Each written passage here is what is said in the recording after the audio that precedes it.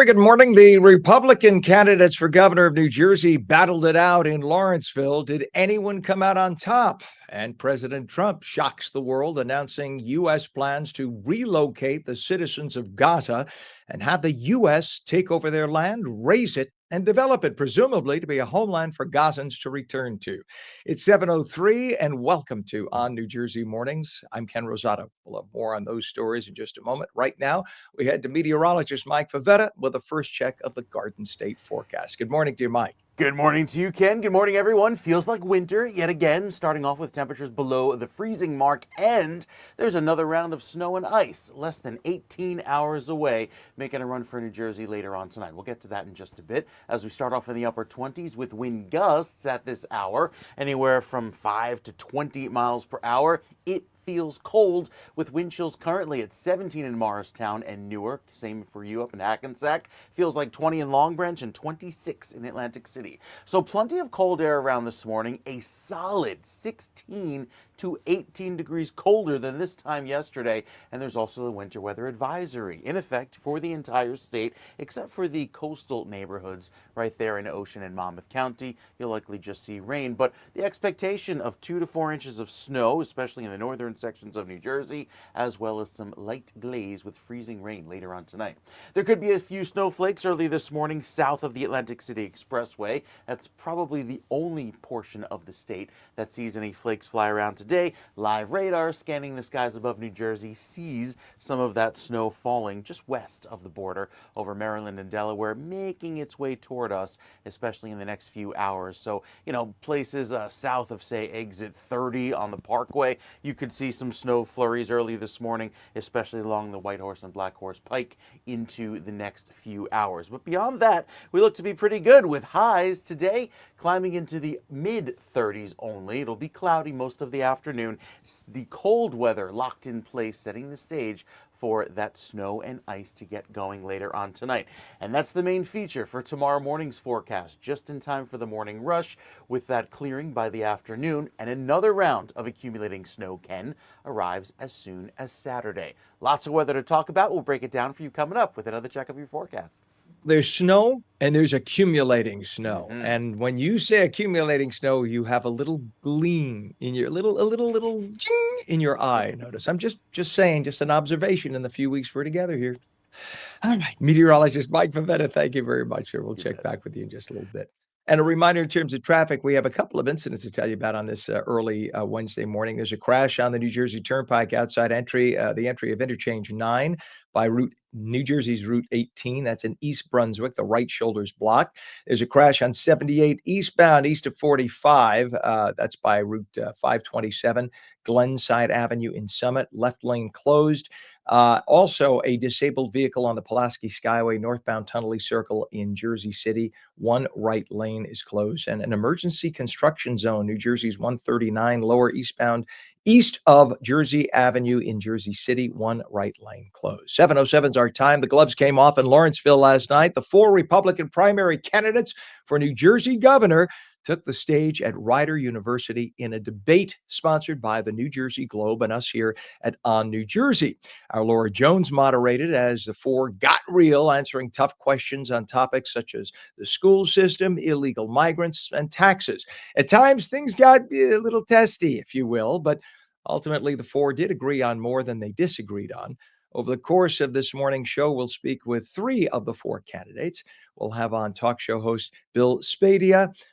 We will also be speaking with State Senator and Never Trumper John Bramnick and former state senator and truck driver Ed Durr, known as Ed the Trucker.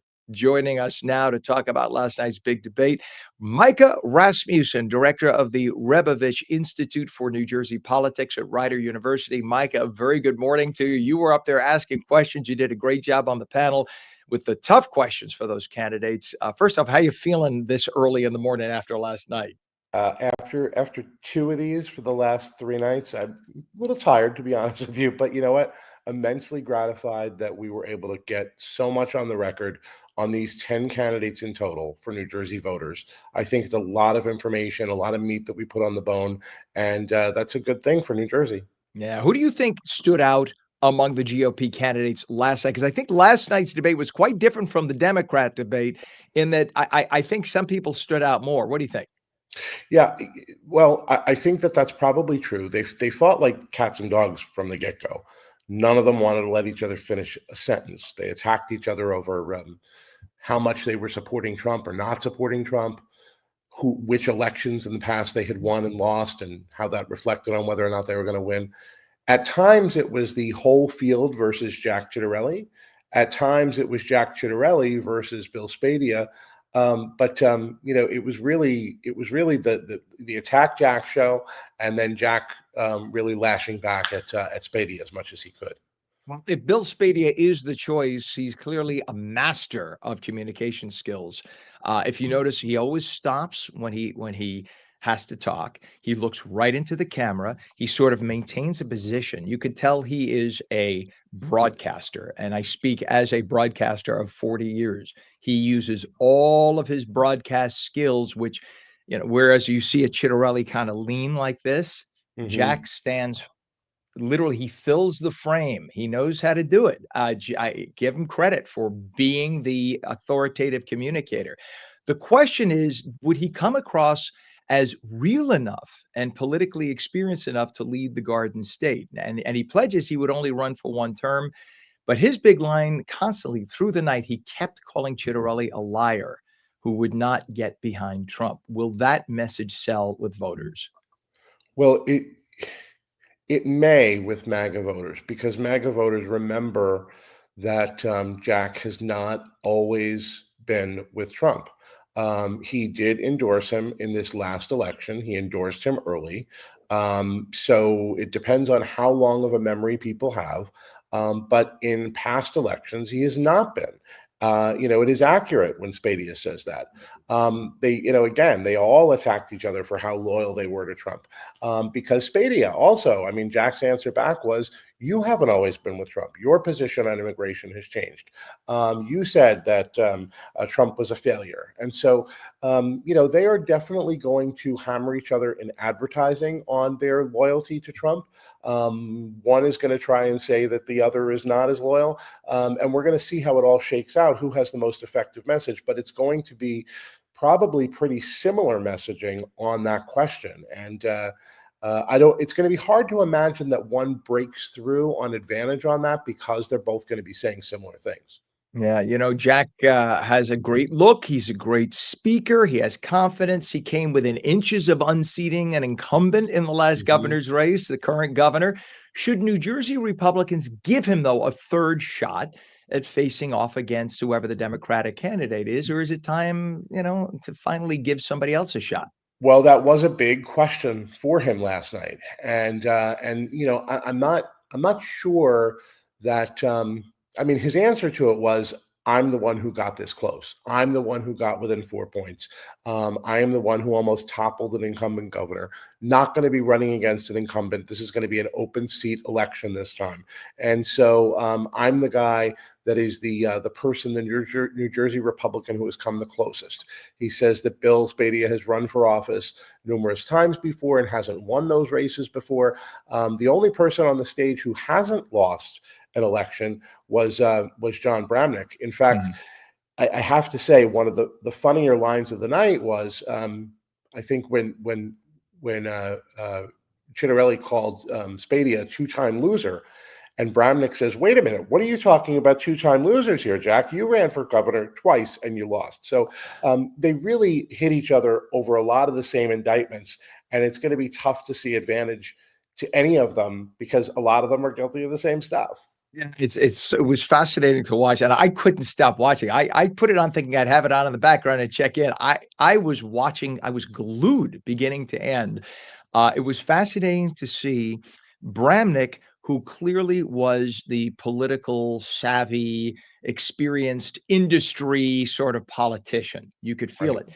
And part of me said, that's a great thing. He knows, like he was able to say how many members of the assembly and how many members of the Senate need to pass Mhm. something. He said, I don't know if it was to Chitterelli or to Spadia, where he said, all that you're talking about sounds great. I'd love to do it too. The problem is you need to have 21 members of the assembly, whatever, and 40 members. I got it backwards. 40 members of the assembly, 20 members of the Senate in order for that to happen. And you're never going to get it. Good luck. Right. Here's a guy who's been around the block a few times. And part of me says, that's great. We need that. Another part of me says, maybe you need the breath of fresh air from the outside. I mean, it's like the argument of the Biden argument. I'm the only one who could beat Trump. And then the other argument is from Trump, I'm the outsider who's going to come in and upset the apple cart, if you will. So Yeah. really, do you see that that's really what it's going to come down to, and whatever the feeling is of voters at this point? It was a similar argument that you heard from Steve Sweeney the other night. Really a tactical understanding of government. I know where the lights go on. I know where the bathrooms are. I know how to get this stuff done on day one. And that's what you want. You want expertise. You want familiarity. I will say this.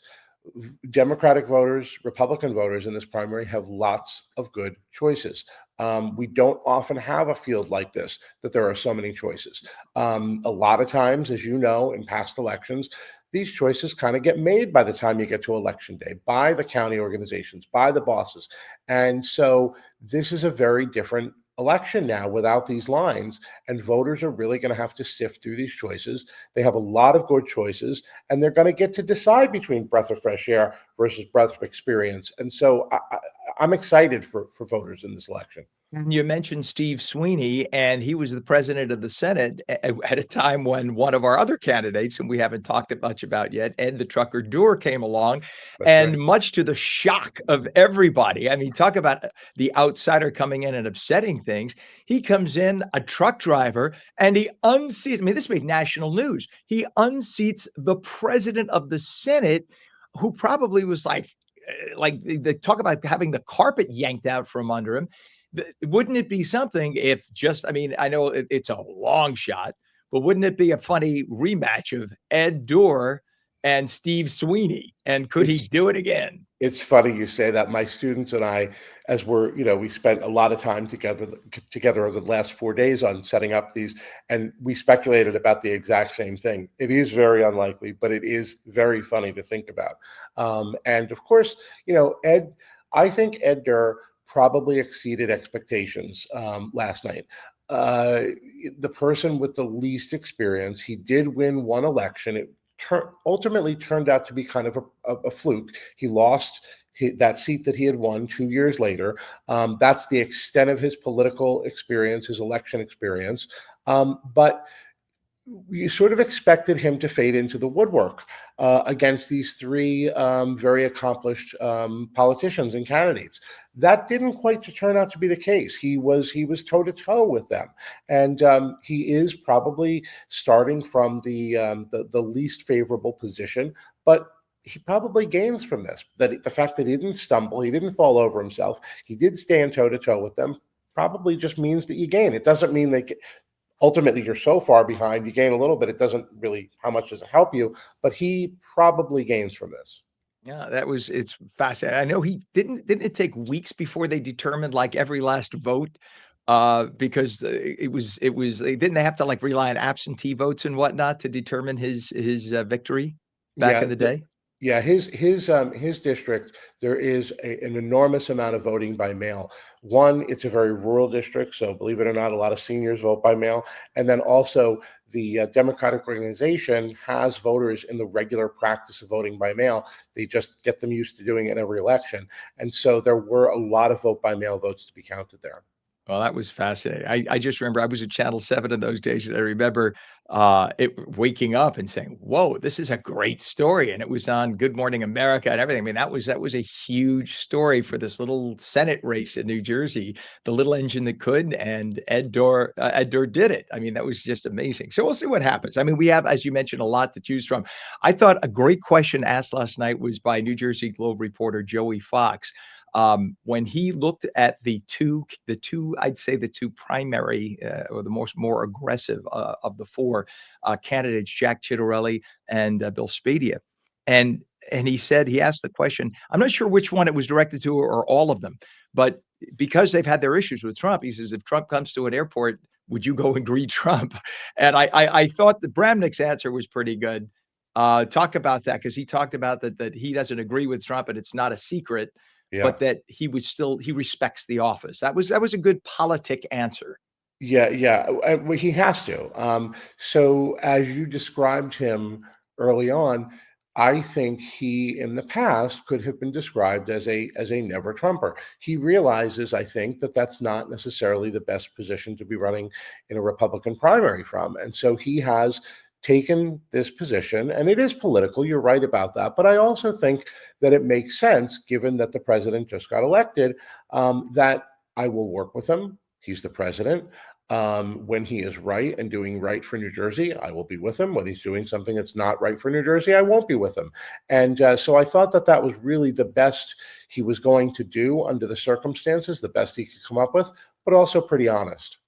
Yeah, Micah Rasmussen, I appreciate your time this morning. You must be absolutely exhausted from doing such a great job on the panel. By the way, I want to say, y'all clean up nicely. It's nice to see y'all in suits. I mean, not here. I don't even have a tie on myself, but I was like, damn, these people are looking good. You look great. You did New Jersey proud, all of you. And it was just a wonderful, wonderful debate, beginning to end. And I'm looking forward to the next one that we have. I hope you're on that panel, because Me you're too. fantastic. Thank you for saying those things. I was thrilled that my students got to be in the middle of the action. So appreciative to Gerald and your entire team for involving my students from start to finish. It was a great experience for them. Well, Rider University should be extremely proud. You all did them really, really proud. So you Thank did a you. great job. And if I could see if you got some time, I know you're on Jersey 101.5 a little bit, but if I can get you back in a half an hour, I'd love to talk more, because I have Yeah, a let's whole talk bunch more again. questions. Sounds good. All right. Thank you very Thank you. much. Micah Rasmussen, director of the Rebovich Institute for New Jersey Politics at Rider University. Thank you so much for joining us this morning. It's now 7:20. And I just want that we have a little contest here, a little contest. See, we're only a couple of weeks old, already giving you contests. If you are a football fan, listen up, and excuse me for reading. I want to get this right. We have an amazing giveaway for you. We are giving away here at On New Jersey. We're giving away 2 tickets to Verizon Fan Fest at MetLife Stadium on Super Bowl Sunday, February 9th. Pam, if you want to bring that up, you can whenever you want. You'll get to play football drills with NFL legends like Tiki Barber, O.J. Anderson, and David Tyree. Snap photos on the field. Enjoy VIP access to EY Coaches Club and Corona Beach Club. Plus, there are games, VR, virtual reality, and so much more. If you want to enter, see what's on the screen right now. You could go to @On New Jersey on Instagram. That's at ONNEWJERSEY. Spell it all out on Instagram. Or right now, use your phone, and you could use the QR code on your screen. That'll get you right there. You tag 3 friends in the comments. That's important. Don't If you have extra email accounts, don't do that. That's cheating. Tag 3 other people in the comments. And hurry up, because the giveaway ends at midnight, February 6th. We will announce the winners February 7th. Do not miss out. For more info, scan that QR code again on the screen, or visit @On New Jersey on Instagram. Good luck, and let's get ready for an unforgettable Super Bowl Sunday. We are coming right back.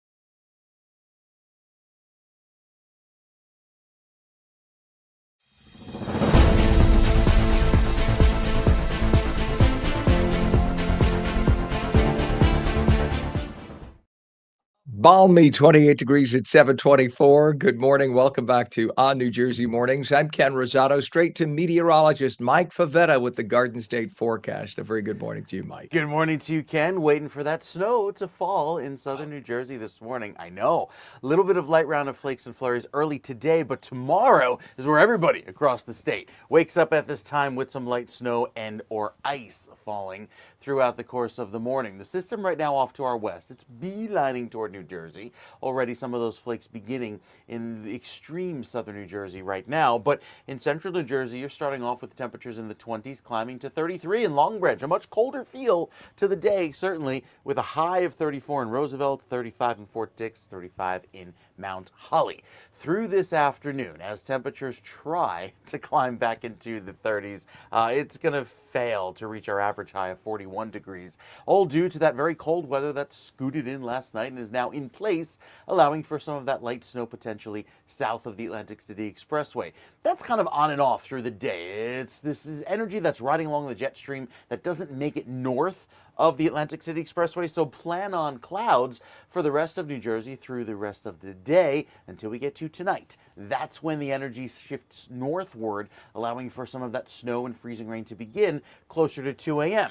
Now, when we start off tomorrow morning, Thursday morning, there will be some light patchy areas of snow and ice falling until about 5 or 6 a.m. Then it comes down steadily just in time for the morning rush. So you see the shade of blue showing snow, pink showing freezing rain and ice, and then down south of the Atlantic City Expressway, that's where it's mostly rain and heavy rain at that. This could last up until about 9 or 10 a.m., putting down a quick 1, 2, maybe as much as 3 inches of snow mixed with ice throughout the course of the day. So the freezing rain, or the snowfall totals, I should say, let's start there. Going through later on tonight, you notice they begin to creep their way upward across the state, likely reaching that 1 to 2 inch mark as soon as we get to about 6 a.m., quickly accumulating up to 2 to 4 inches in Newark and Morristown, maybe about an inch there toward Long Branch. Remember, really north of 195 is where you'll see any sort of accumulation. South of that, likely just a little bit of ice and freezing rain that melts away quickly. In terms of the glaze that will occur overnight into early tomorrow morning, notice how it's really west of the turnpike where a lot of that warmer air will be settling in. So say places like Morristown, Sussex, even up toward Hackensack could put down a quick glaze to as much as 1/10 of an inch of ice. And that's a lot of ice considering it's really glaze conditions that make for a mess early on in the morning. We have our next round of snow that comes in for Saturday night, clearing by Sunday with a high of 42. It'll be nice. Any travel plans for the Super Bowl? But by then, Ken, everybody's going to be talking about Monday night into Tuesday's next snowfall, which could put down several more inches for New Jersey. There you go. But that glaze does not sound fun. I remember one morning back in the day doing the other morning show that we thought it was just a regular morning and we thought we'd get a little rain and the temperature literally started at 34, dropped to 32, and we had like 100 accidents. So you cannot mess around when you get those glazes on the roadways because you can't see it, right? A lot of times that's it's the black thing, ice. yeah, about glaze. It looks just wet. It looks like rain, and that's when you see, unfortunately, for some humor, when there's no serious injuries, the doorbell cameras, everybody slipping on their front porches because it is that slippery, but it doesn't appear that way to the eye. Well, I know you will keep people abreast of that. So thank you very much, Mike. We'll definitely be on that. Much appreciated, sir. And we do have some emergency situations here going on, emergency construction and a water main break right now. This is in Jersey City on New Jersey 139 lower. That's the eastbound side, east of Jersey Avenue. A right lane is closed, and we have a disabled vehicle on the Pulaski Skyway northbound at Tunnelly Circle in Jersey City. One right lane closed there. Time now is 7:28 at a news conference with Israeli Prime Minister Benjamin Netanyahu. President Trump threw quite the curveball last night, announcing that the U.S. is about to take over the Gaza Strip, level it, and rebuild the area. That's right. We will own the Gaza Strip, he says. Don't know what the Gazans have to say about that.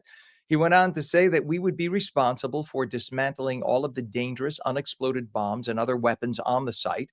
Netanyahu is the first world leader, by the way, to meet with Trump at the White House in the president's second term. Prime Minister Netanyahu actually put out a tweet or an X saying that in Biden's term, it took over 1,200 days for President Biden to welcome Netanyahu to the White House.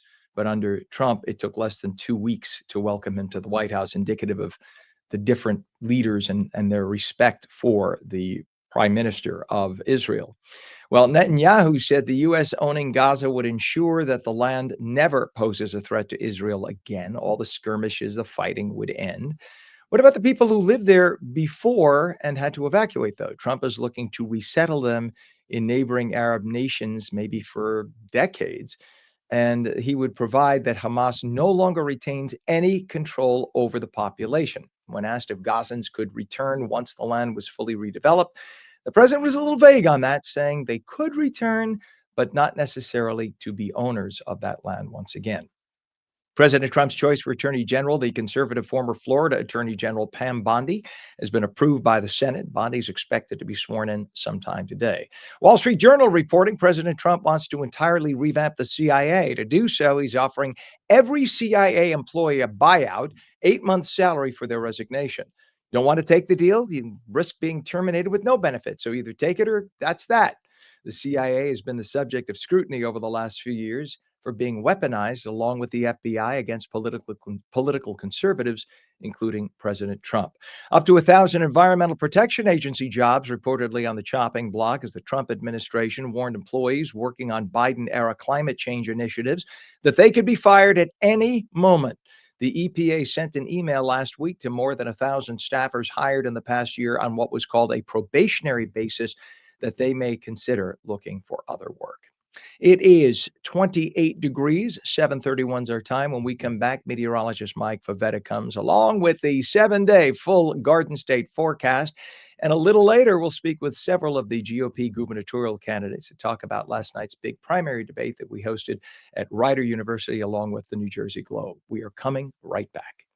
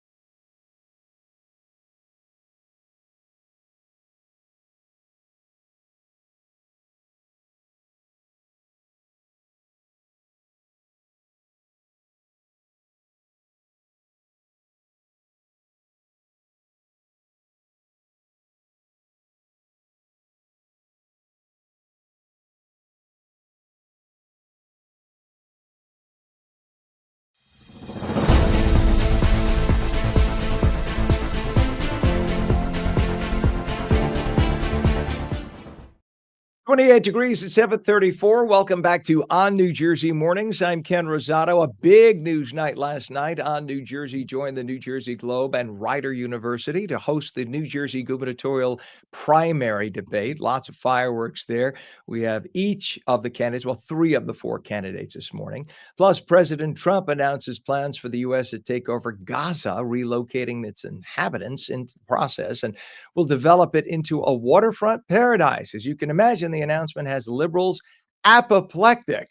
Right now, the non-controversial meteorologist Mike Favetta with your Garden State forecast. I don't know, Mike. Maybe sometimes you're controversial when you talk about a glaze. Yeah, a little bit of a glaze. I mean, yesterday's bread and milk conversation kind of got the social media going, saying, "I knew it! I knew there was a conspiracy." Well, it's all about another round of ice that comes in. So if you're running low on the stock of the 2% or whole or oat or almond, whatever milk you take, yeah, you might want to head back to the store later on today, because with another round of ice and snow that comes in overnight tonight into tomorrow, makes for a mess on the roads. It doesn't last all day. It's pretty much gone by lunchtime tomorrow, but it's that initial burst that'll coincide with the morning rush, making it pretty slippery to start off our Thursday. Then attention turns to Saturday, where there's another accumulation of the snow that comes in.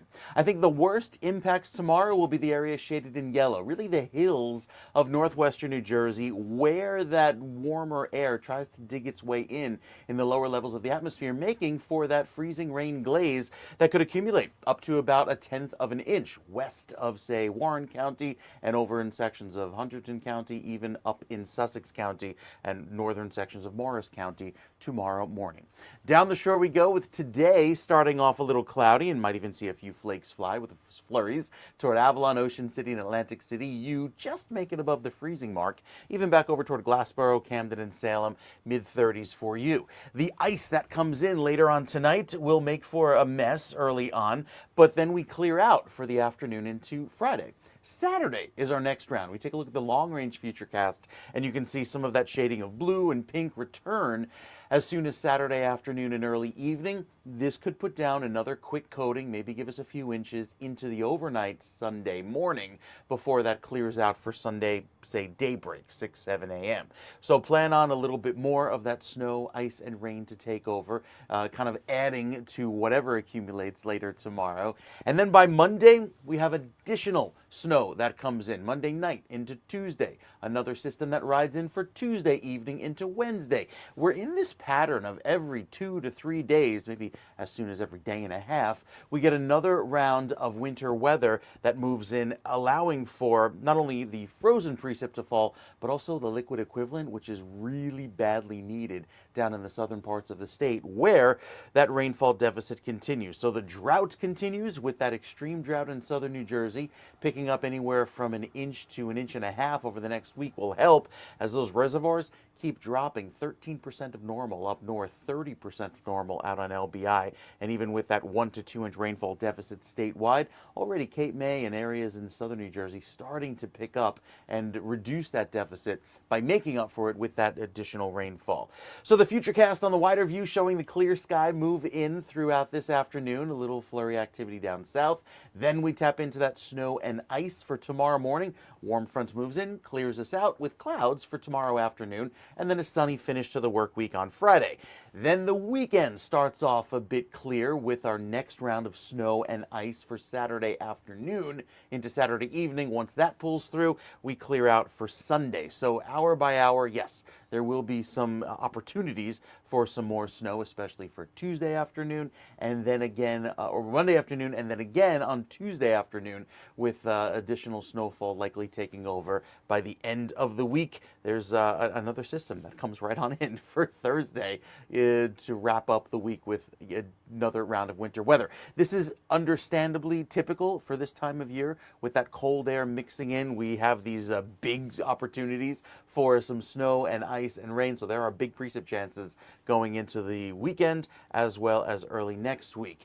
The longer range shows more of the same kind of average chances of colder and wetter or whiter weather. We'll talk more about that when we take a look at the 7-day forecast. Ken will break it down for you, North Jersey versus South Jersey, coming up with another check of your weather update. Sounds like a Taylor ham versus, it's that kind of a contest, isn't it? It is, yeah.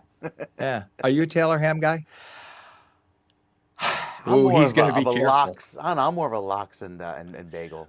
Oh, no, I meant, do bagel you kinda call it Taylor ham?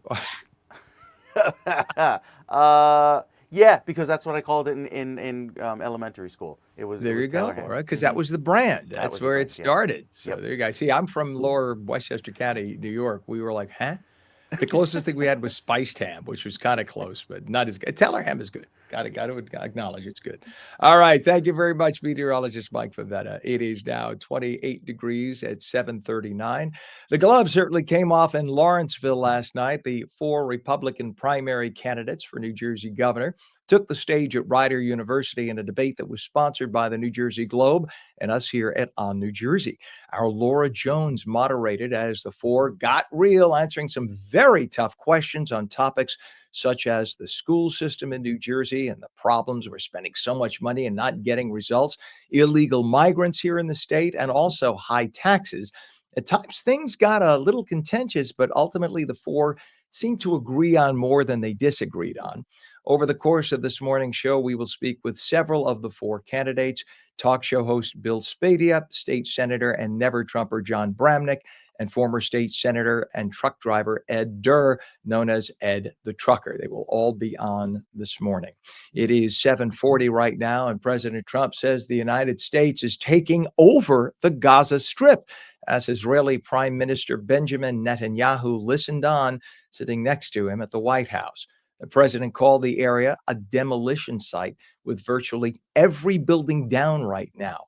He said that people living there are living under fallen concrete with unexploded bombs around them, and it just can't continue. He vows to relocate all those inhabitants to neighboring countries, raise the land they're currently on, clearing it of millions of tons of dangerous debris. And the president says he wants to develop what is currently Gaza into a world-class oceanfront nation. The mission now is to get regional nations such as Egypt, Jordan, Lebanon, Saudi Arabia, and others to take in the millions of refugees who are currently homeless.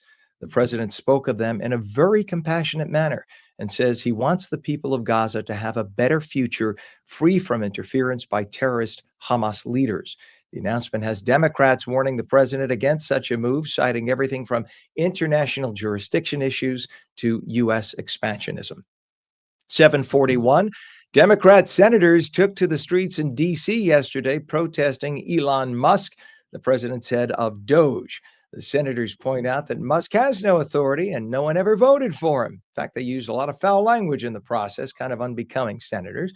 What they failed to mention, however, is all Musk is doing is looking at ways to cut budgets and presenting those ideas to President Trump. He's not doing anything with authority himself. President Trump, you recall, has the constitutional authority as head of the executive branch to rearrange spending or not spend at all, exactly as President Biden did and President Obama did. You'll recall when President Obama was president, he had appointed 38 czars in his 8 years at the helm. That's more than all other presidents in history combined. None of those czars received Senate approval because it was not necessary. Czar is not an official title in the Constitution. Nobody ever voted for those czars either, yet all of them did exactly what Elon Musk is doing, coming up with ideas and recommending them to the president, who then used his executive authority to implement them. Amazingly, Democrats never said a word against Obama or his czar choices for all the decisions they made at the time. 7:43, CIA agents and other employees of the agency may be looking for work. President Trump reportedly is offering every single CIA employee a buyout so he could rebuild the agency bottom up. Each employee would have just days to accept Trump's offer to voluntarily resign and receive 8 months' salary, or risk being terminated and get nothing. The CIA and FBI have both been criticized by individuals on the right for what appears to be a weaponization of the agencies against Republicans.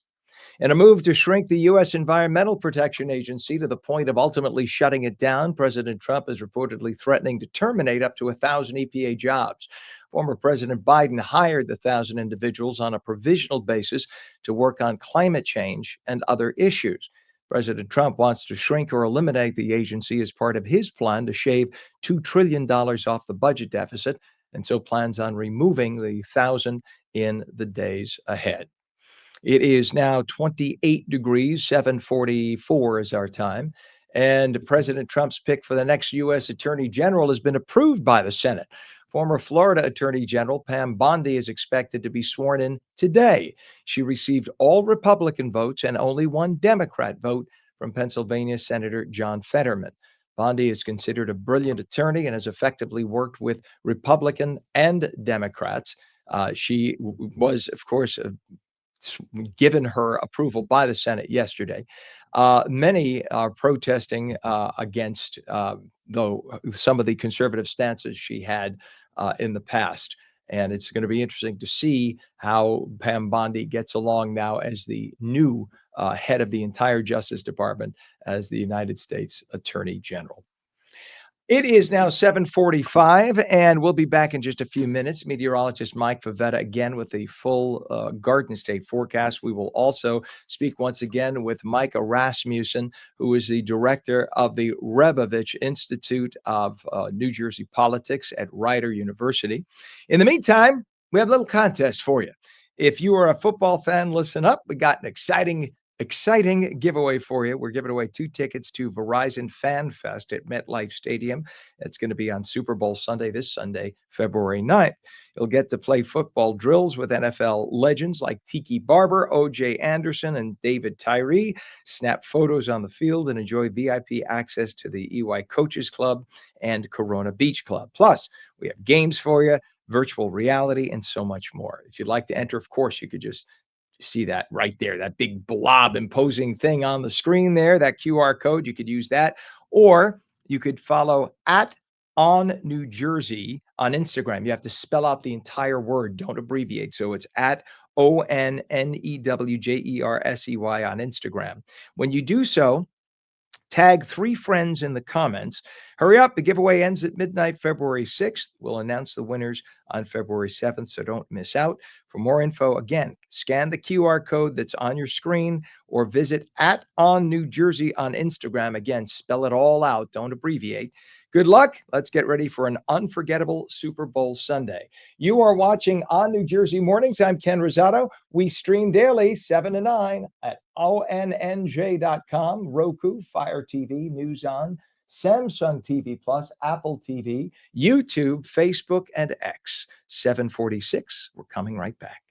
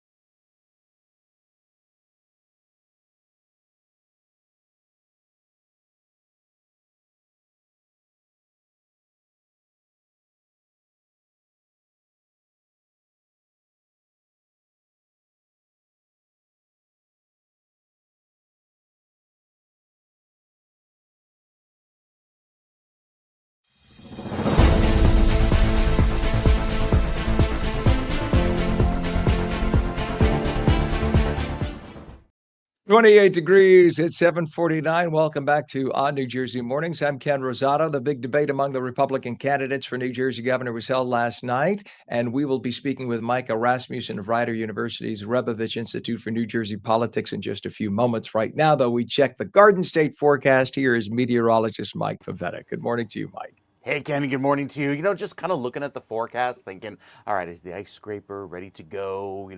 Are the gloves all in position? Because it's going to be a morning where if you don't have your cup of coffee and kind of all the winter gear ready, you might be in trouble tomorrow morning at this time. What do you think? I'm not hearing you, Mike. Oh. Are we having, let me ask Pam. We got an audio issue for Mike. Here, you know what you could do? You could talk and I will be the voice. Okay, all right. I hear the audio going out. Pam, let me know if you can't hear me. But anyway, we'll get a check of the weather this morning because with all of the clear sky around going into the afternoon, we will look forward to another round of winter weather. Well, some of us will look forward, maybe not so much Ken. But I think with the live radar showing clear sky now, there's the potential for a few snowflakes falling in central and southern New Jersey. You see that working right now south of the Atlantic City Expressway with that light rain, or light snow rather, falling from the sky. You could run into a few flurries south of, say, the Atlantic City exits on the Parkway, and then maybe even going over toward on the White Horse and Black Horse Pike. You see right there, back over toward the end of the New Jersey Turnpike before going over the Delaware Memorial Bridge. This will likely be the case as a few flakes take over and work their way eastward over the next few hours. Beyond that, central and southern New Jersey stay cloudy today. 33 in Long Branch, 34 in Point Pleasant, and 34 up in New Brunswick. Back over toward Trenton, 35 degrees. So typical cold, what you'd expect for the beginning of February, with the Futurecast, however, showing another round of snow that comes in later tonight, changing to freezing rain at times, especially central and southern New Jersey. The party gets going after midnight and likely lingers into the morning rush, and we'll really see another heavy burst of that snow and rain, or freezing rain, happen through about 6 or 7 a.m. So places like Newark, Morristown, Sussex, even up in the northeastern corner of the state in Bergen County, tapping into that snow, whereas most of central New Jersey stays as plain freezing rain and glaze with a little bit of snow rain mix. South of there is just rain, and this will likely linger until about 9 or 10 a.m. when it wraps up. So the afternoon, doing just fine. It's the morning rush that's going to be really messy, and especially getting going early on stays quite unpleasant. Those forecast snow totals will be anywhere from 1 to 2 inches overnight. That could get to as much as 2, 3, or maybe even 4 inches through the morning rush. So the heaviest of the snow falling when the most people are on the roads. And Thursday, obviously, not exactly a work from home day. A lot of people do head out and back to the office during that time frame. And you see those little dots of darker blue indicating where there could be some heavier bursts, getting up to that near 4-inch rainfall total. Then with the freezing rain that occurs, it could be anywhere from a glaze to as much of 1/10 of an inch of rain, freezing rain on top of that, so makes for a messy go of things, and not much melting happening tomorrow afternoon either. With some sun on Friday, there could be some more melting in most of the state, especially northern New Jersey, but the cold is in place for Saturday with more snow that will take over Saturday afternoon into Saturday night, clearing by Sunday before yet again more snow on Tuesday. And that snow on Tuesday may impact the shore points as well, with that freezing rain and rain getting going tomorrow. It's going to be another round of wintry weather this weekend, and yes, Tuesday also down the shore could see that cold weather linger with the snow and rain there. So Ken, a mixed bag, a lot of different weather scenarios coming up as we go into the next few days. And I apologize, Mike. There's, if people could see the array of equipment, I have a tight shot here. If I pull out, Yeah. you know what? Let me just I'm going to drive them crazy. I'm going to pull out right now and show them the mess that I have. Oh, right you here. mean you don't have your own IT? Look, this is what it really 24/7? looks like. Take a look. That's what it looks like here. So let me push in so it doesn't look so gross anymore. But that's what it really looks like, when we're behind the scenes. You think it's a nice little tight shot here. Ken. Oh, look at how nice and neat the studio is. But with all the buttons to press, I accidentally hit something when I was grabbing my cup of Pomeranian coffee. Look, Pomeranian coffee, the coffee choice of Pomeranians everywhere. Ken showing off his fancy robot camera. Meanwhile, I gotta Yeah. go and finagle the lens manually. It is what it is. Hey, you know what? Christmas is coming up. I'll get you a Okay. little All RoboCap. right. All right, meteorologist Mike Pavetta, thank you so much. It is now 28 degrees at 7:54. We go back to the director of the Rebovich Institute for New Jersey Politics at Rider University, a man who was asking the questions of the GOP gubernatorial primary candidates last night, Micah Rasmussen. Thank you so much for coming back on this morning after being up much of the night doing that incredible debate. Here's what I want to ask you. And we had some time before, but I had more questions for you, obviously, and we could talk all morning about this. Sure. The Who do you think of those four candidates, if you could do pairings? I know that I'm throwing it on the spot here right now. Who do you think would be an amazing pairing on the Republican versus Democrat side when it comes down Oh to running wow. for Oh governor? wow. That's really interesting. So I noticed sometimes your enemy's enemy is your friend. And Hmm. I noticed that there was not necessarily an adversarial position when they got off the stage anyway between Spadia and Bramnick. I noticed that they were sort of yucking it up together, having fun together. They sort of saw a common enemy, and it struck me at one point that that they could team up. I don't know if either one of them has the ego to do it. Of course, Lieutenant Governor, since 2009, you run as running mates. But I thought, well, there's some potential strength, ideological strength, right? If you've got a fiery MAGA conservative, and if you've got sort of a more moderate perspective, that's at least a compelling ticket that you could present to voters if they can get around their differences. So I like that. I also thought that on the Democratic side, and again, I have a harder time swallowing that. That either of these guys could resolve their differences and get together. Does somebody want to sit in the number 2 seat? But I thought that Baraka and Cheryl would make a fantastic ticket. Who wants to be in the second position? Who wants to be in the first? But again, bridging some of those ideological differences, the suburb, the city, the black, the white, you really start to see some synergies there. The question is, does anybody want that number 2 spot? And that's a really tough question to answer. It's not. It's not an office. I think that it hasn't been around very long. I think they're running for the top spot. I don't know that anybody would take that second position, but boy, it would be interesting to think about. And in terms of money in this state, the problem that New Jersey politics always presents is because of the two market dichotomy that you have in New Jersey. Southern half is the Philadelphia television Yes. and radio market, the northern half is the New York. And there are people who don't realize Philly is the fourth largest market in the United States, unto itself, one of the most expensive broadcast markets. And then, of course, New Yeah. York is the most expensive and the largest. So when you're running for office in New Jersey, you really have to spend more money than people running in New York because you're Yeah. paying for two large markets. So does it come down to a money game or a ground game for New Jersey Well, that's a politicians? great question. And one thing that's probably even less understood is that we have a successful public financing system for governor in New Jersey. It's unusual in this day and age. We used to have a public financing system for president um, that has gone unused for the last several cycles. But in New Jersey, if you raise approximately the first $5 million, we check off in our tax return if we want the first $3 to go to this matching fund. You get about $10 million in matching funds, and you agree to a cap of $15 million on your campaign. And so it is really finite resources. It is capped resources that you have to figure out how to make that $15 million go for the entire campaign. You can raise outside money. You can raise PAC money that doesn't count against your campaign. It doesn't go to your campaign. It sort of supports your campaign. But it is a very capped situation. And as you say, that makes it very difficult given how much it costs to buy an ad in Philly, how much it costs to buy an ad in New York. Cost prohibitive, very difficult. How do you make that go? And how do you also have money left over for the ground game? See, that's something I had no idea about. This is why you head the Rebovich Institute for New Jersey Politics at Rider University, like that plug, and I do not, sir. And by the way, how many students did you have working last night? Because last night the debate, Sunday night looked great too. Last night was smooth as silk. It looked fantastic. Thank you very much. We had about 20 students. They maybe 25. You know why? Because we, in addition to my 20 politics students, we also had about 5 communication students, production students, who were thrilled to be involved in helping you guys and working hand to hand with your team.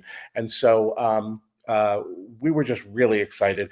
There's nothing like this that they can get embedded right in the process, from holding the hands of the candidates from the time they got in the building, making their movements throughout the building, going back out of the building, getting to their car, to production, to being involved in backstage. It just was an incredible, unforgettable experience for them. So, Well, and I agree with you. I think they made it look yeah. great. They sure did. And Rider University and those students are very lucky to have Micah Rasmussen. I'm not just saying that to blow smoke because you're on my screen right now. Thank you. You're a fantastic asset. New Jersey's lucky to have you too. We Micah thank you. Rasmussen. We have a Thank great you. team. Great Well, team. we're going to have a long relationship here, so it's nice to have you on again. Thank you for coming back on. Thank Go you, get Ken. some rest if you can. I I will appreciate try. you You so too. much. All right. All Thank right, you. Micah, you bet. Have a great Bye-bye. day. It is now 28 degrees at 8 o'clock. And when we come back, meteorologist Mike Favetta will join us again. He'll have the full Garden State forecast, maybe a little snow in the southern half of the state. And the GOP gubernatorial primary debate, again, you just heard it, held last night at Rider University. Candidate John Bramnick will join us. He'll talk about his plans for the race. On New Jersey Mornings, we'll be back in 2. Don't go away.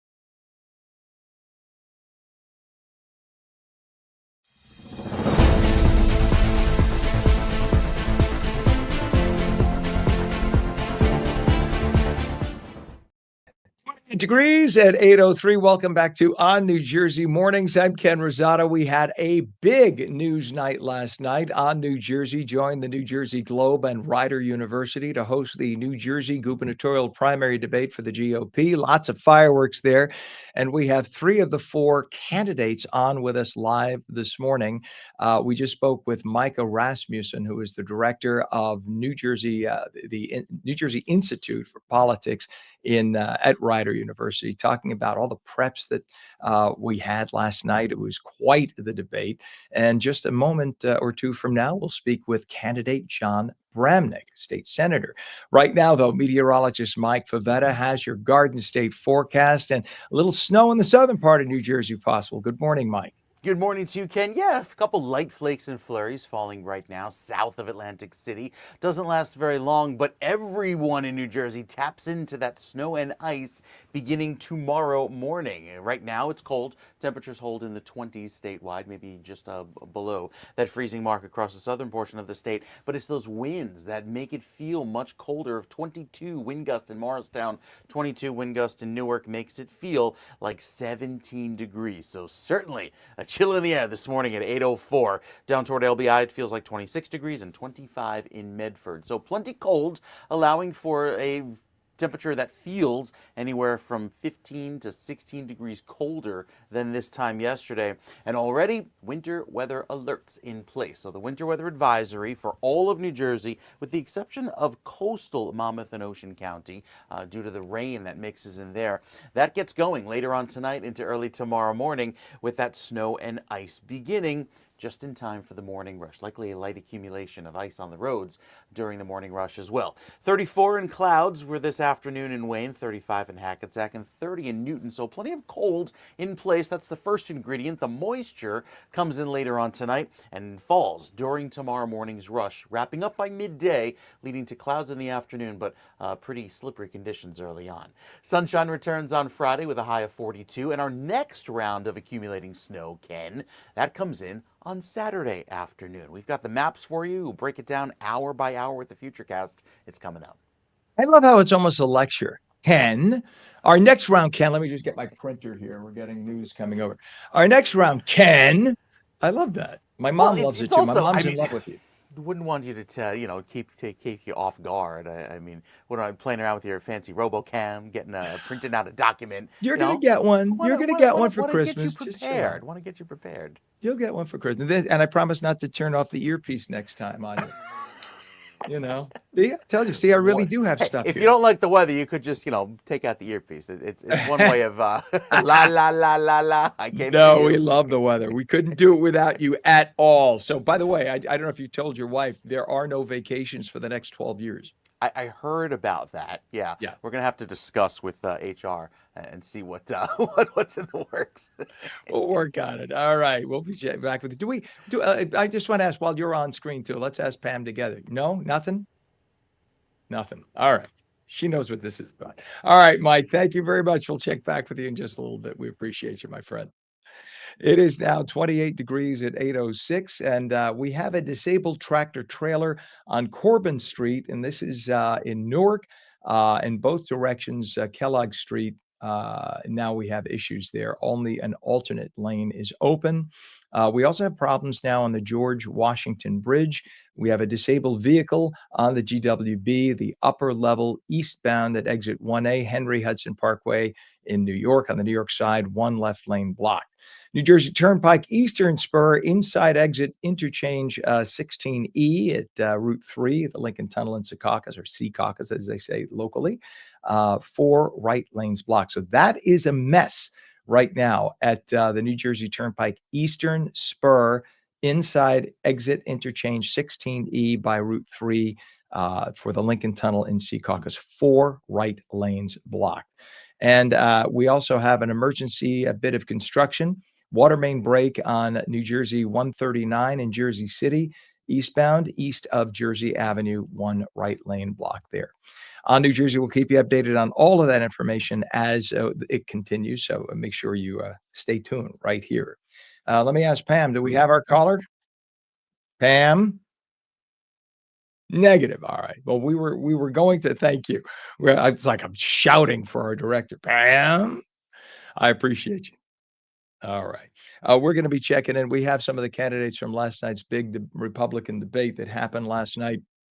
This happened at Rider University in Lawrenceville last night. We had all the Republican candidates for the governor in the primary race last night. It was sponsored by the New Jersey Globe, us here at On New Jersey, and of course, Rider University. It took dozens of people to put this together, but it looked pretty darn good. And we're working on getting more debates in the next couple of months. So hopefully you'll stay tuned to us here at On New Jersey, and hopefully we will be hosting those debates. So it should be interesting to see what happens in the next couple of months. So we'll keep you again updated on that.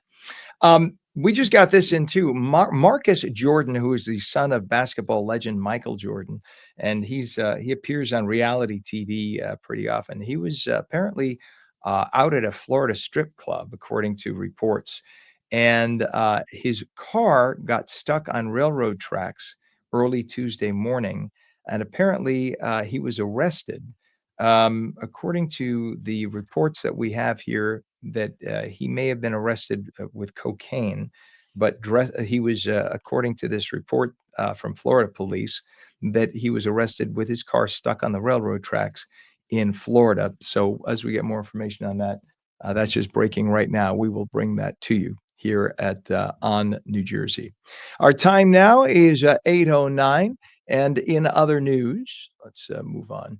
See, you catch it because one of our calls just kind of bagged out on us, so we're filling. We're tap dancing, tap dance with me. Well, this should be interesting. That There we go. We're bringing it up right now. Some of the Democrats in Washington yesterday held a news conference outside of the White House, or outside of the Capitol building, rather.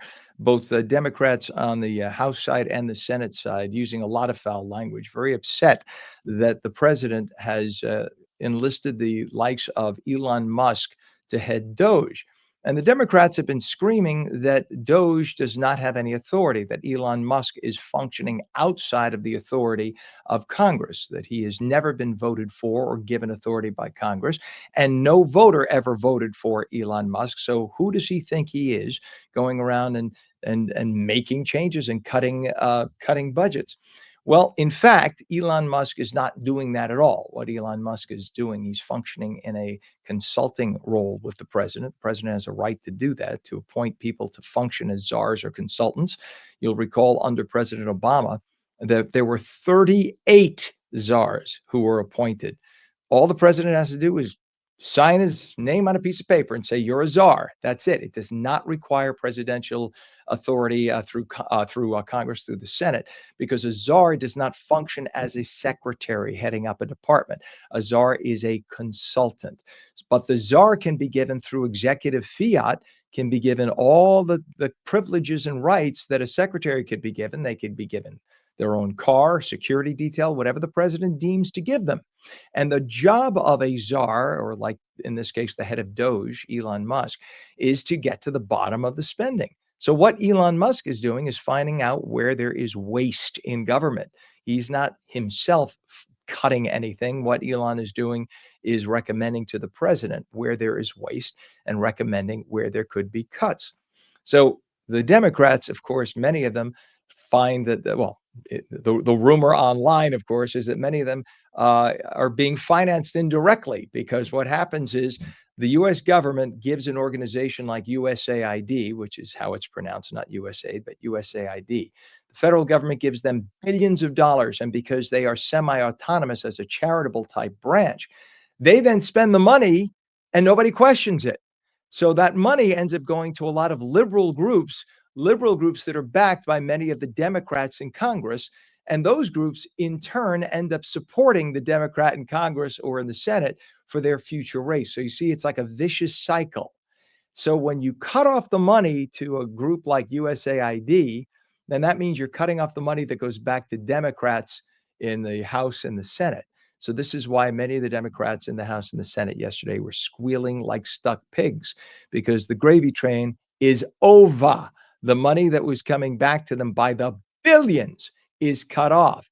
Same thing with the money that was going to Ukraine to the tune of hundreds of billions. The Ukraine prime minister just said the other day that of the $180 billion that your tax dollars and mine have gone to over the last couple of years, they cannot account for 100 billion.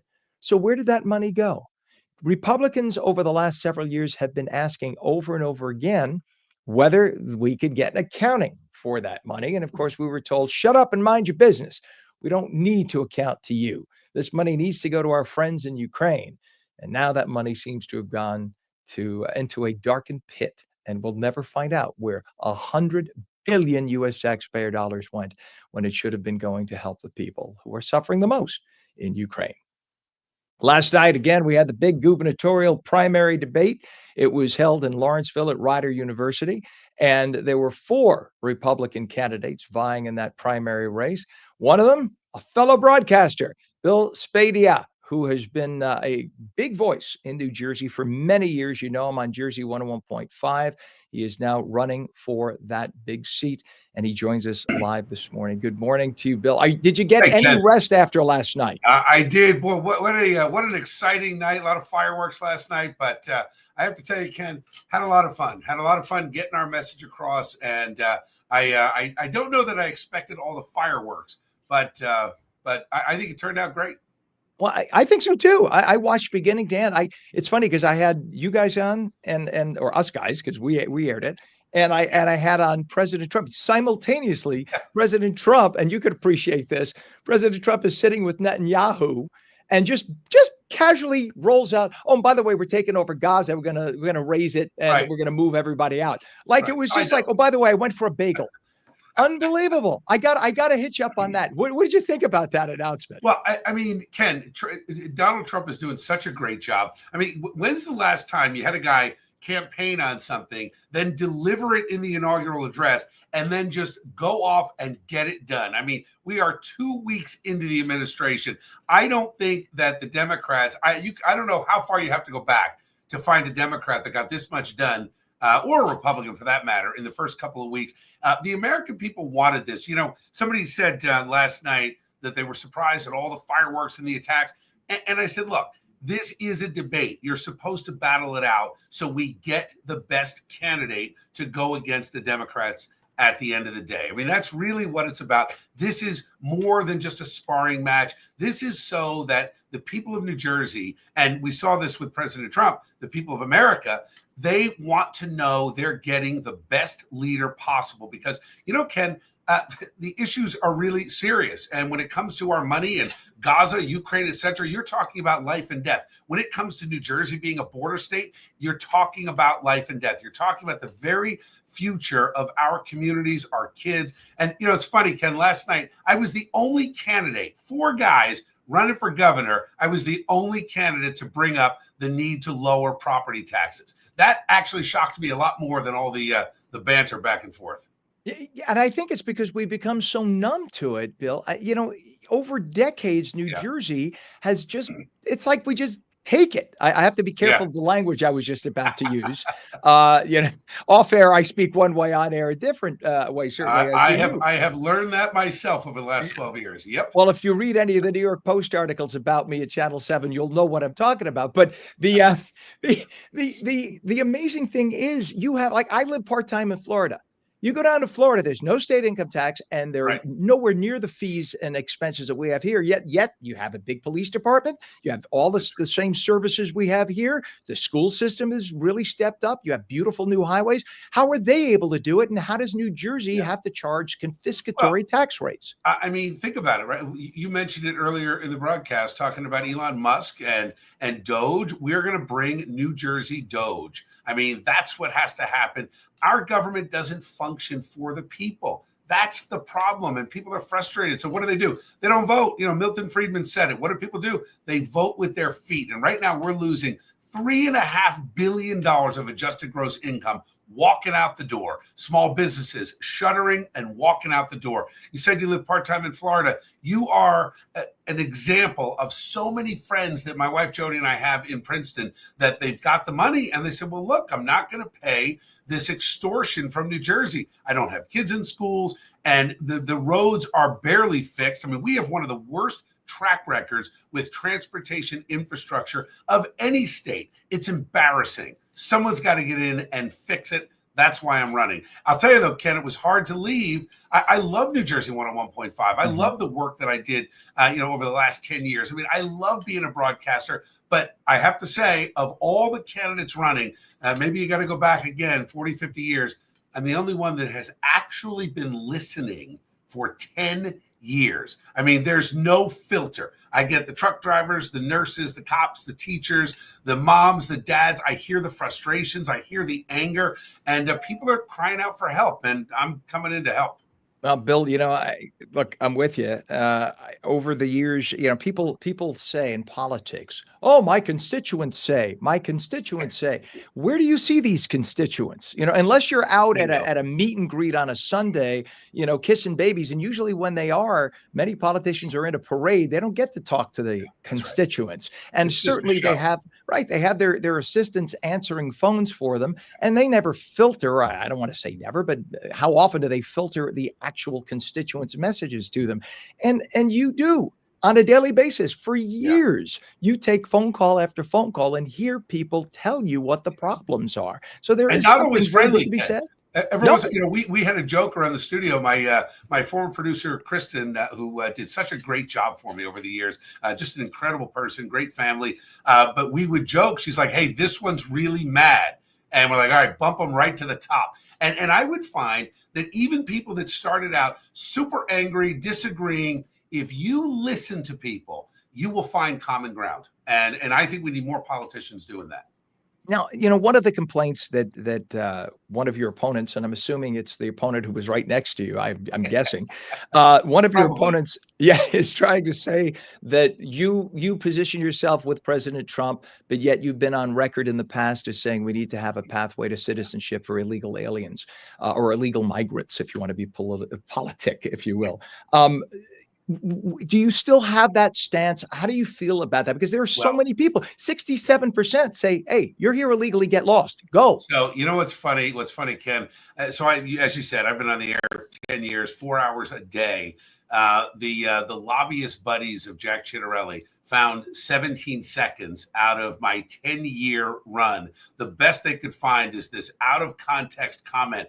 And what's funny is it not only is the comment so dated and old, but when it was made is very important because Donald Trump was in office, closing the border, reducing the number of illegals coming in by dramatic and drastic measures, similar to what he's done now, dropping illegal crossings by 93%. And I said in a conversation, because that's what my show was, that we should now look at separating, much like the president has also said recently, the folks that overstayed their welcome, perhaps they couldn't get through the system, but they've got homes and families and kids in school, versus those cartel human traffickers, drug dealers, the real hardened criminals. And if you notice, 97% of the deportations in the last couple of weeks, according to Tom Homan and many people that are reporting on this, 97% are those hardened criminals that they're throwing out. So I made a comment years ago that they're now pretending is the context for today. Here's the reality. I have not only had conversations with Tom Homan, but I've had conversations with President Trump, both privately and publicly on the air. And despite all of the stuff that Jack is throwing at me, I had a conversation with the president after that where he said, "Bill, I know you've had my back from the beginning." And while we were in Wildwood at the invitation of President Trump, Jody and I backstage, Jack was walking around on the boardwalk hoping that somebody would recognize him. So it's kind of a sad attempt to take my record out of context. But just so you know, for the record, I sent a letter to Tom Homan and to the president. And when I sent the letter to Tom Homan, I said, we are going to release this publicly. And we did. And of course, I have pledged to 100% support the president's deportation plan. I am 100% the America First candidate, have pledged that publicly and privately. So, I mean, so this means that ultimately what the president is saying, not only criminal aliens, because the criminal aliens would be the first to go, those who have been involved in serious crimes, but Yeah. also people, I mean, by virtue of the fact that you overstayed your welcome or came across the border illegally, you are considered a criminal alien. Actually, Caroline Levitt said it. They asked her the question, what percentage of these illegals are criminals? She said 100%. They're illegal. Right. You know what changed for me, Ken? My What's wife, Jody, and I went to the border. Unlike all my opponents, we went to the border. We spent several days working with, talking with, learning from Department of Public Safety, which is the Texas State Police, Department of Homeland Security, the guys that are on the ground. And what changed for me was watching the horrific human trafficking and disaster, really invasion happening across our southern border. I agree 100% that everyone has to be deported. As a matter of fact, I've gone as far as saying, and I've said this on the air before I decided to take a leave to run for governor full time, that we absolutely need to enforce all federal detainer orders. We need to have our local law enforcement work directly with Homeland Security and ICE and get all of these folks out. You know, you want a pathway, you're going to have to go back and start that process in your home country. And as sad as that might sound to some, it is time for dramatic and drastic action. And I have pledged on day one, I will rescind by executive order the 2018 sanctuary state and the 2019 immigrant trust directive. So, you know, you evolve over time. When I was talking about that pathway, so was President Trump. So were all the Republicans. But all of us now looked at the disaster caused by Joe Biden and Kamala Harris. And we're like, okay, country is being invaded. It's time to defend ourselves. Everybody's got to go. What do you think of Governor Murphy's dare to the ICE agents after he announced that he's harboring the illegal migrant in his home? And do you really think he's sincere about it? Because he literally was giving a roadmap. You know, this is my Governor Murphy impersonation. You know, you can come. We got this woman who was here. He took him 2.5 minutes to just say the word illegal alien, because he said, there's a woman who might be in the process of possibly filling out her paperwork, but hasn't submitted it to the federal. It's like, dude, illegal alien, just say it. And we thought so much of it. We put her above our garage. We're in Red Bank. Just come, make a left down the street, make a right, and go upstairs. That's where she is. It almost seemed a little insincere. What do you think? Well, Murphy's a hot mess. I mean, you know, after the Murphys were totally rejected by the voters, where Tammy Murphy was resoundingly rejected. I mean, they all knew who she was, but they didn't want her.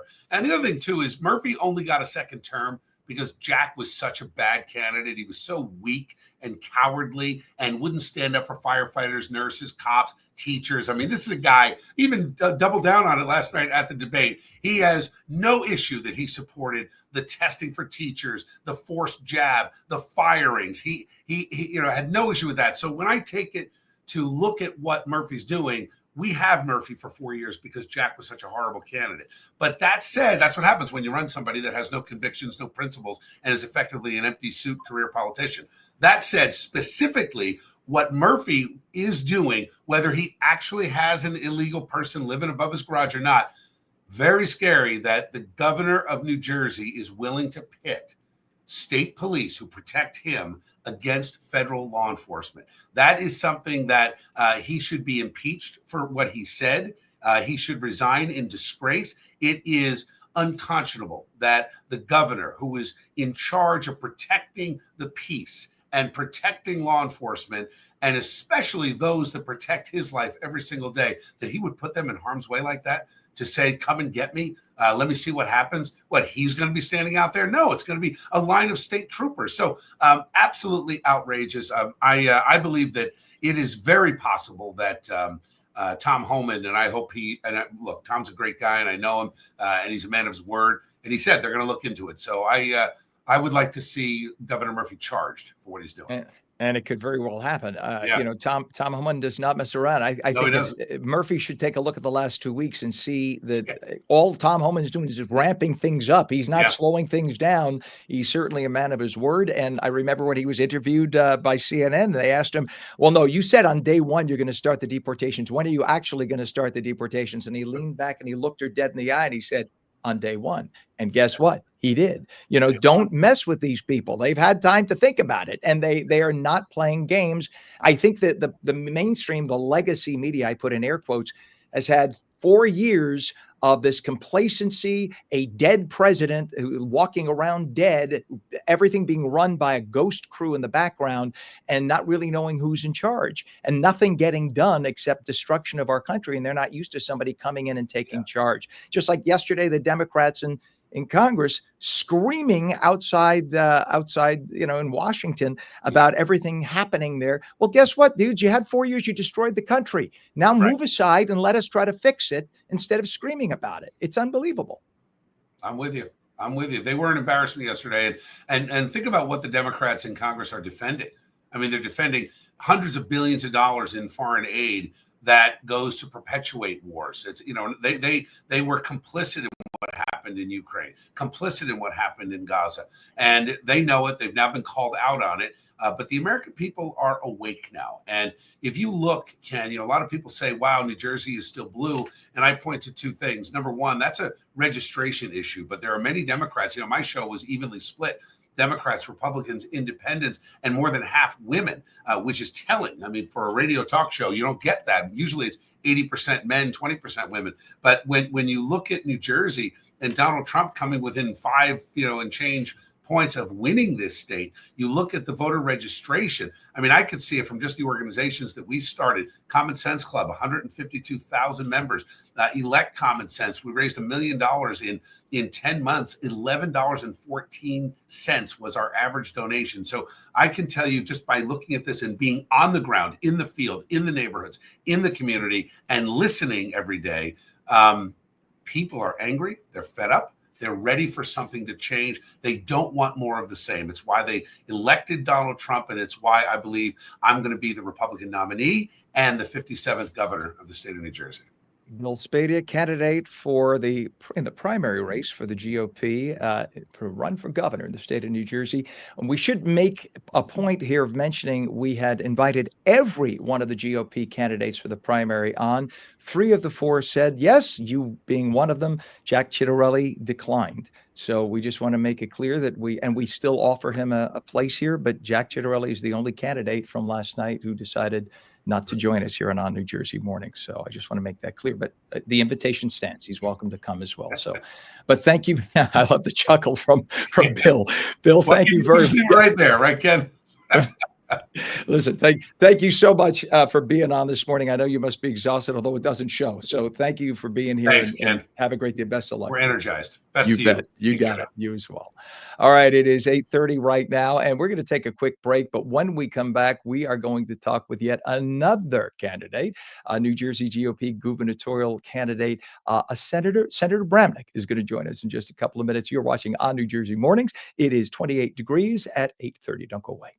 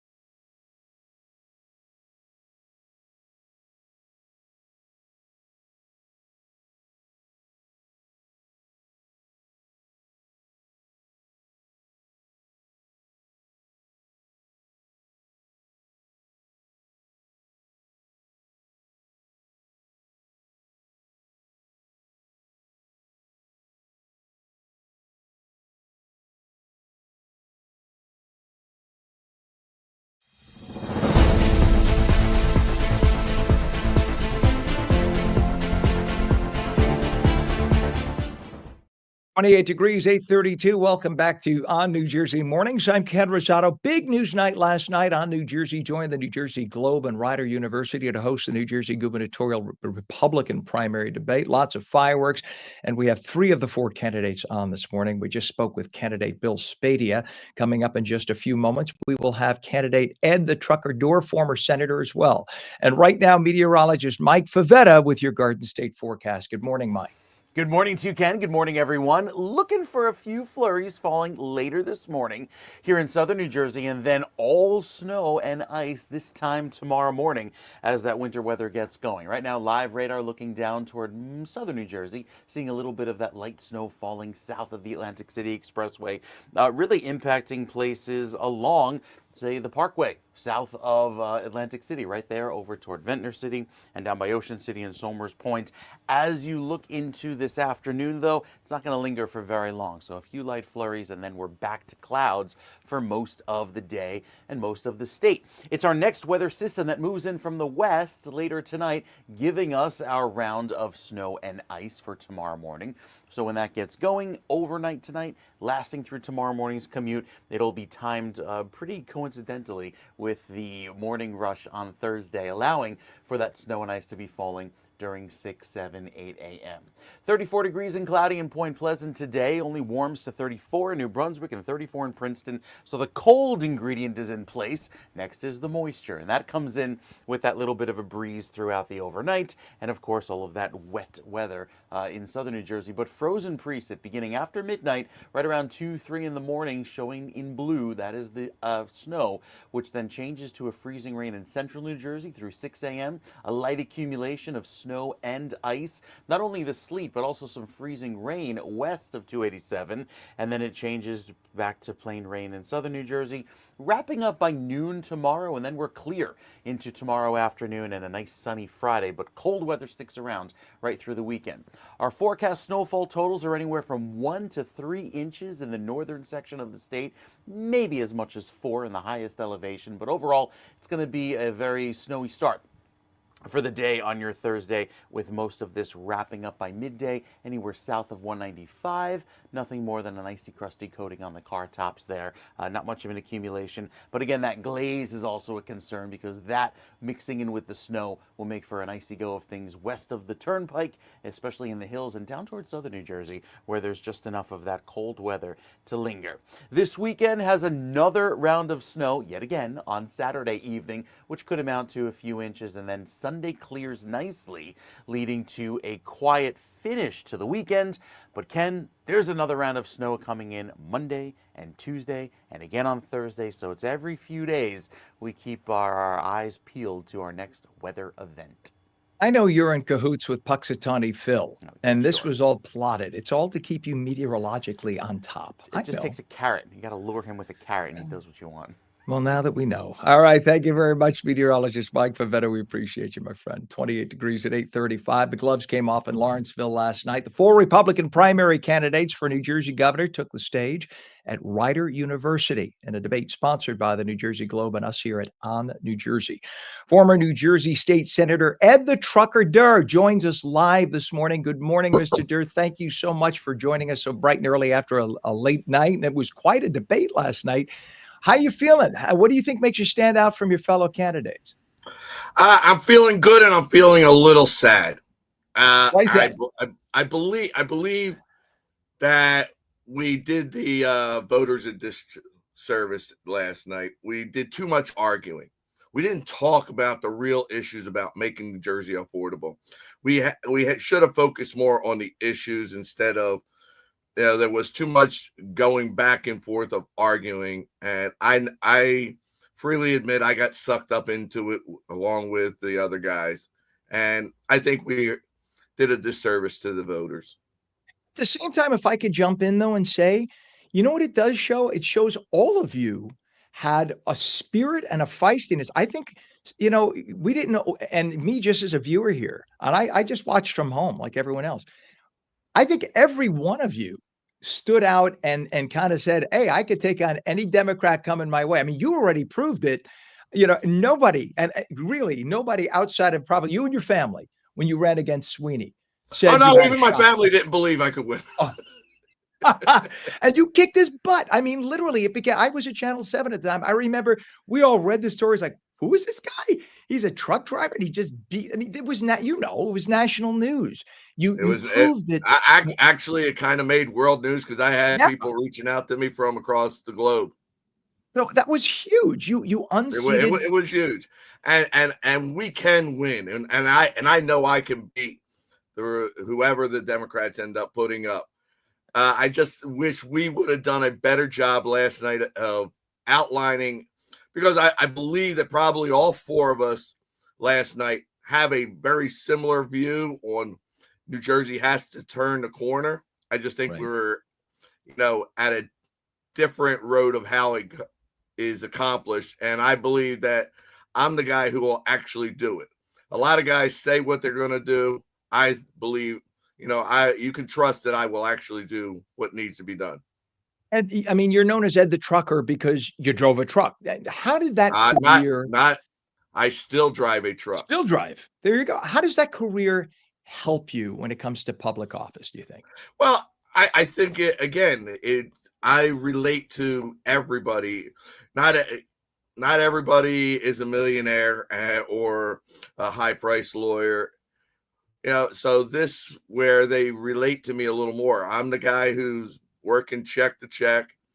I sit down and make a budget at my kitchen table where Trenton doesn't budget the way we have to do in our homes.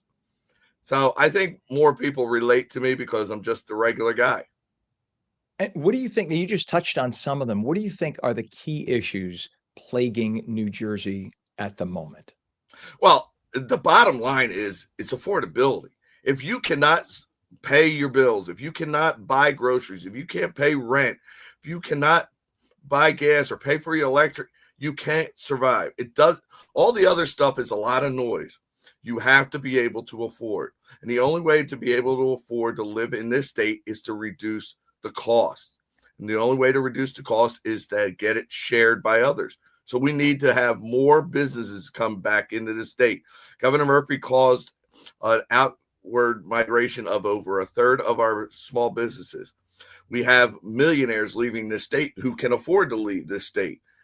So we need to make this state whole again. And the best way to do it is by cutting taxes. And cutting taxes, they go and say, oh, well, we have to make revenue. No, let's cut the budget. We got to stop the spending. The spending has gotten out of hand. We went from 35 billion to 57 billion. Has life gotten better for the 22 billion extra that we added? So let's look at that 22 billion increase and see where it can be scaled back again, back to where it was when it was 35 billion. I mean, Again, I said that I want to reduce taxes, starting Right. with I want to cut the sales tax and then ultimately eliminate and then start looking at other taxes. Well, you talked about some of the problems of the state, and of course, Governor Murphy has been in charge now for the better part of 8 years. What do you think of Governor Murphy's dare to the ICE agents after announcing that he's harboring an illegal migrant in his home? Do you think it's real, or do you think it's just a ploy? And B, if he is harboring illegals in his home, should Ed Holman bring the ICE authorities to his house? Well, I said that this last night, and I've actually tweeted about this, that I believe because I think he should be challenged. I reached out to Tom Holman and Christino and ICE. I think they should at least go investigate. He made a very braggadocious statement, and it should be challenged and questioned. I also reached out to a county sheriff and said, the 287G gives you the right. Are you opt-in? Unfortunately, he wasn't opt-in at the time. So hopefully there is a sheriff in our state who's opt-in to 287G who can go and investigate this procedure, because that gives them the permission to enforce immigration, federal immigration. Because you can't, this goes back to when Governor Murphy said that the Bill of Rights was above his pay grade. That's shameful. And I want the people to understand that our government works for us and we have to answer to the people. And as I said before many times when I've been going out, I'm not here to be anybody's savior. I'm here to be their employee. I'm here for a job application. I'm running to get a job from the people. And I want to work for the people and make the state better. Well, you are what the original lawmakers were back in the day when the country was founded, right? You were the gentleman from Name Your Town who has a job, and you just come to serve the people. You served your time in the Senate. And what would you say if Steve Sweeney is selected, say, on the left, and you are selected on the right? What about that Get your rematch? What do you popcorn. think would happen? What's that? Get your popcorn. Right? Be interesting. Look, I'm the only guy who ever beat Steve Sweeney. Remember that. So if he should be the nominee for the Democrats, I'm the best chance the Republicans have of beating him, because one of the things is he will use is his common man status. He cannot trump me on the common man. Pun intended. Yes, there you go. All right, New Jersey GOP gubernatorial candidate, former Senator Ed the Trucker Durr, still a trucker and proud of it. Absolutely. Best, Go to edthetrucker.com if you want to learn more. there you go. Best of luck I, to you. Thank you so much for getting up after such a late night last night and joining us at On New Jersey this morning. We'll talk to you no again, I'm problem, sure. Ken. Have a Take care, great day. Ken. Have a good day. You too. You bet. It is 28 degrees now. Time is 8:43. And when we come back, meteorologist Mike Pavetta has your Garden State forecast. Plus, President Trump says we're taking over Gaza. That's right. The U.S. will take over Gaza.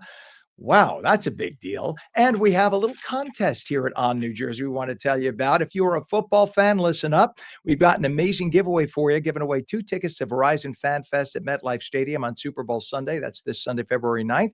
You'll get to play football drills with NFL legends like Tiki Barber, O.J. Anderson, and David Tyree, snap photos on the field, and enjoy VIP access to the EY Coaches Club and Corona Beach Club. Plus, there are games, VR, and so much more. To enter, follow at On New Jersey on Instagram. That's the whole name spelled out, no abbreviations. Tag 3 friends in the comments. Hurry up. The giveaway ends at midnight, February 6th. We announce the winners on February 7th, so don't miss out. And for more info, you see that big QR code on your screen. Just scan that or visit at On New Jersey on Instagram. Good luck. Let's get ready for an unforgettable Super Bowl Sunday. You're watching On New Jersey Mornings. We're going to come back with Senator Bramnick. He'll be on in just a couple of minutes. We stream daily at ONNJ.com, Roku, Fire TV, News On, Samsung TV Plus, Apple TV, YouTube, Facebook, and X, and we are back in 2.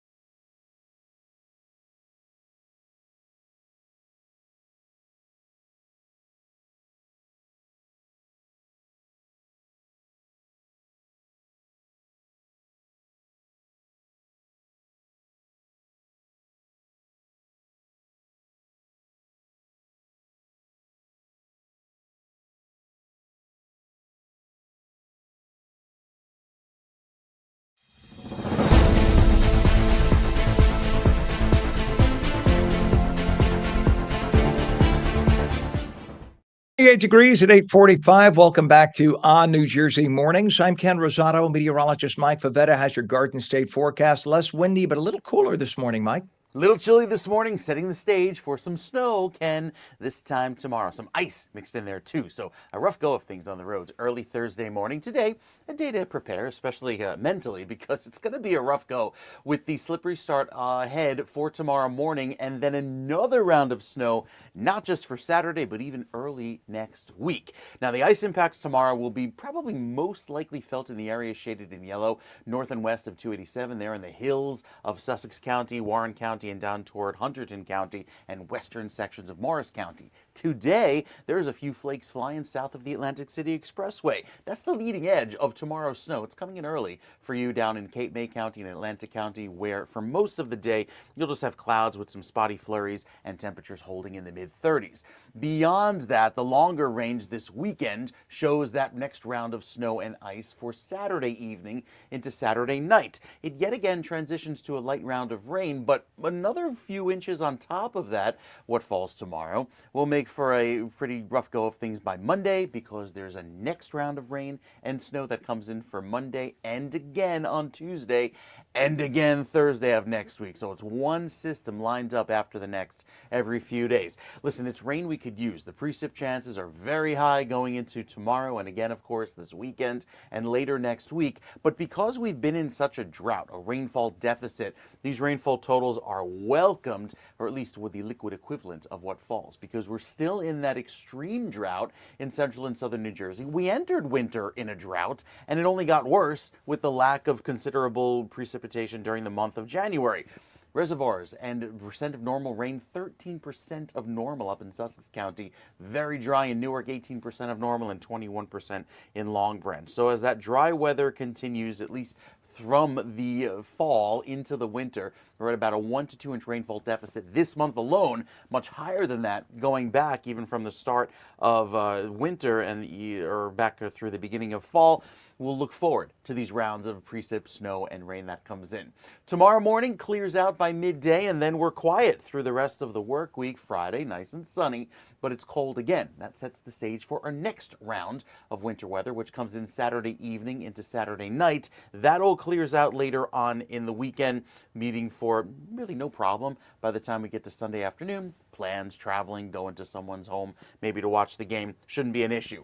Monday night, that's when our next round of winter weather comes in. And again on Tuesday, you can see that it's like a parade of systems lined up, all of that shade of blue showing the snow. And then beyond that could be our next weather system on Thursday of next week. So again, every other day here, it's just another round of winter weather. Looking ahead beyond that into the middle of February, there's that cold weather which kind of digs its heels in the upper Midwest, trying to work its way across New Jersey, whereas all of that very mild weather is down across the southeastern U.S.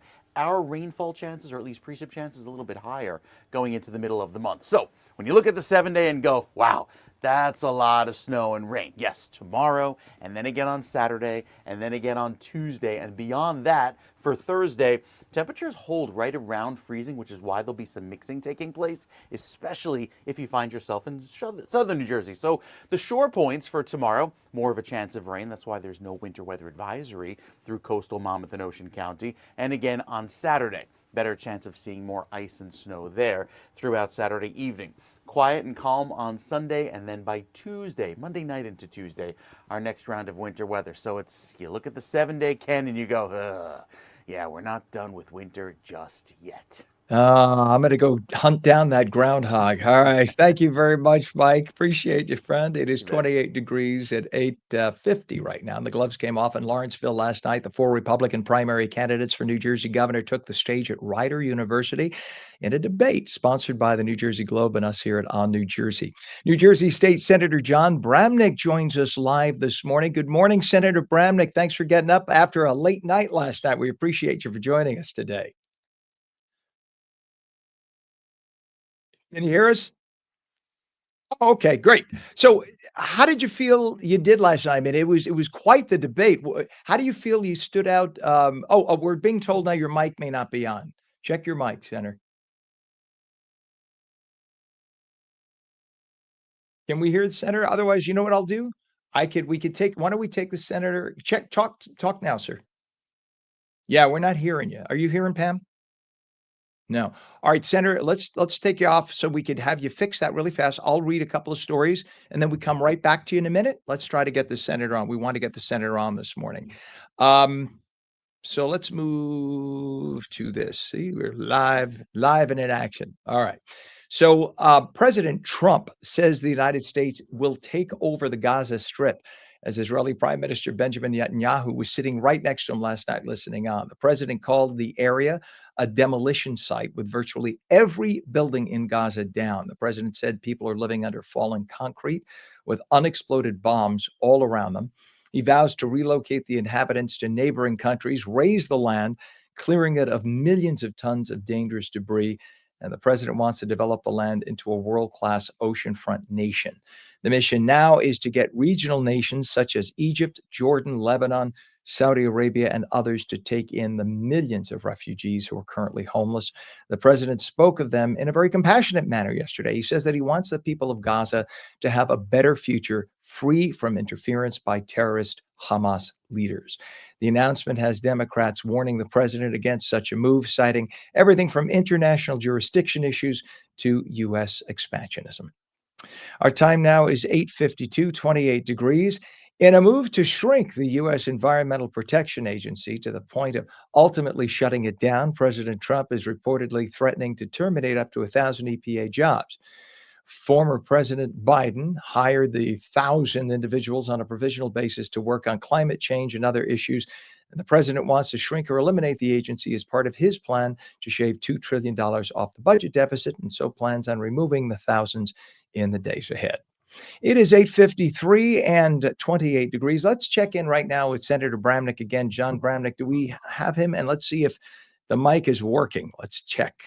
We want to have him on after last night's big debate. We had the big Republican primary debate. Let's try. Test your mic here now with us, sir. We're not getting that mic. You know what? If we can't get it fixed this morning, Senator, you know what we're going to do? We're going to have you back on tomorrow morning if you have time, because we want to give you the equal time to get on with yeah. Let's schedule to have the senator come on tomorrow, and we'll give him a shot on tomorrow morning. Give him all the same time we gave everybody else out of fairness. We don't want him to be short that time. It is 8:53 right now. President Trump's pick for the next U.S. Attorney General has been approved by the full Senate after clearing a committee. Former Florida Attorney General Pam Bondi is expected to be sworn in sometime today. Bondi received every Republican Senate vote, and there was one Democrat vote. Unfortunately, most of the Democrats did not vote for her. Yes, thank you, Pam, on that. I'm sorry, we're still trying to work on the technicals here. Fortunately, though the Pam Bondi was approved, the one Democrat vote that she received was from Senator John Fetterman of Pennsylvania. Bondi is considered a brilliant attorney, has effectively worked with Republicans and Democrats alike when she held the same position in the Sunshine State of Florida. So far, every Trump cabinet selection has received Senate approval. Our time is 8:54. CIA agents and other employees of the agency may be looking for work. President Trump reportedly offering every single CIA employee a buyout so he can rebuild the agency from the bottom up. Each employee would have just days to accept Trump's offer to voluntarily resign and receive 8 months' salary, or else they risk being terminated and they would get absolutely nothing. The CIA and FBI have both been criticized by individuals on the right for what appears to be a bit of a weaponization of the agencies against Republicans. It is 8:55. Democrat senators took to the streets in D.C. yesterday, protesting against Elon Musk, the president's head of Doge. The senators point out that Musk has no authority as no one has ever voted for him. What they fail to mention, though, is all Musk is doing is looking at ways to cut budgets and presenting those ideas to President Trump, who does, of course, have the constitutional authority as head of the executive branch to rearrange spending or not spend at all, exactly as President Obama did when he was president. You'll recall that Obama had appointed 38 czars over his 8 years as president. That is more than all other presidents in history combined. None of those czars received Senate approval. It is not necessary because they only function in a consulting role. Nobody ever voted for them either. And all of them did exactly what Elon Musk is doing now with President Trump. Coming up with ideas and recommending those ideas to the president, it is then the president who uses his executive authority to implement those ideas or say no to them. Amazingly, Democrats never said a word against Obama or his czar choices for all the decisions they made at the time. 8:56. If you don't think the Biden Justice Department didn't weaponize, or if you think that the Biden Justice Department didn't weaponize the FBI against President Trump and the January 6th rioters, think again. Get this. Records show that 5,000 of the 13,000 agents at the FBI, roughly 40%, were assigned to that one case while other crimes were being committed all over the country. Meanwhile, 1,600 people were arrested. Most were locked up and kept in prison for years before they were ever charged, and in many cases couldn't even see attorneys. Did it really take 3.5 years for 5,000 FBI agents to come up with charges against these people if their crimes were so serious? And considering the left kept referring to this as an insurrection, one of the greatest defeats of democracy in our history, not one of those 1,600 was ever charged with insurrection.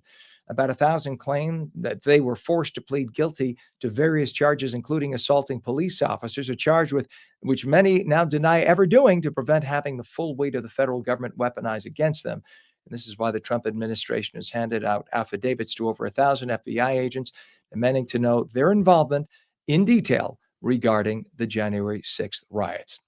It is now 28 degrees, 8:57. Clouds this morning, becoming partly cloudy later, colder, highs in the mid 30s. And that will do it for this edition of On New Jersey Mornings. I'm Ken Rosato. Tell your friends about us. We'll see you tomorrow morning.